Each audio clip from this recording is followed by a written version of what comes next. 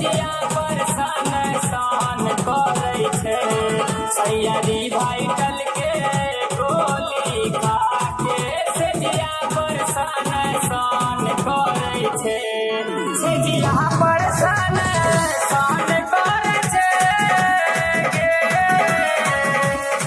से जिया पर सन सन करै छै सैया भरल राइफल लके सखी गे दाना दान करै छै सैयदी भाई टल के गोली खा के से जिया पर सन सन करै छै।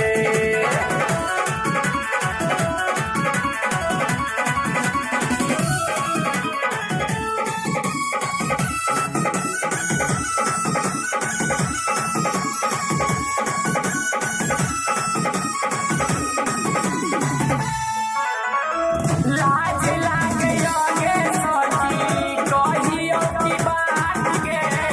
जहाँ तहाँ धऽ दैया सैया जी हाथ गे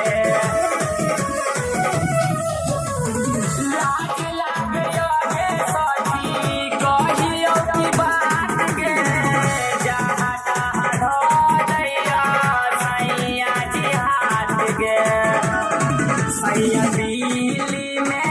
खिली लगा के सखी के दाना दान करैया सैयदी भाई टल के गोली खा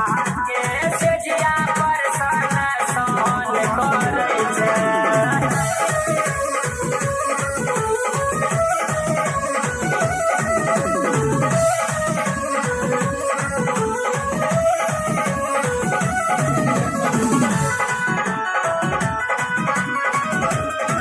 आबै छै घर में जे खान लागे बड़ा डर गे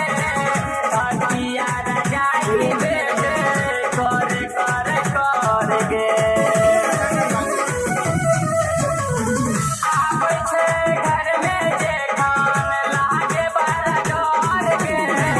तकिया रजाई बेटे कर कर कर गे सैया भीतर में डर लगा के सखी के गाम गाम करै छै सैयदी भाई टल के गोली खा के से जिया पर सन सन करै छै।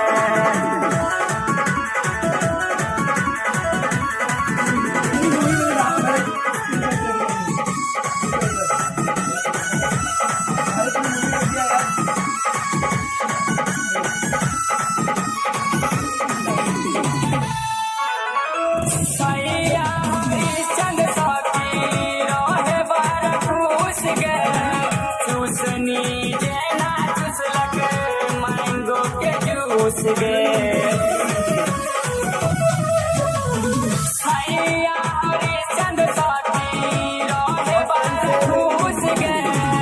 चूसनी जेना चूसलक मैंगो के जूस गे आनंद रोशन के गाना बजा के डीजे पर धमाधम करै छै आनंद रोशन के गाना बजा के डीजे पर धमाधम करै छै।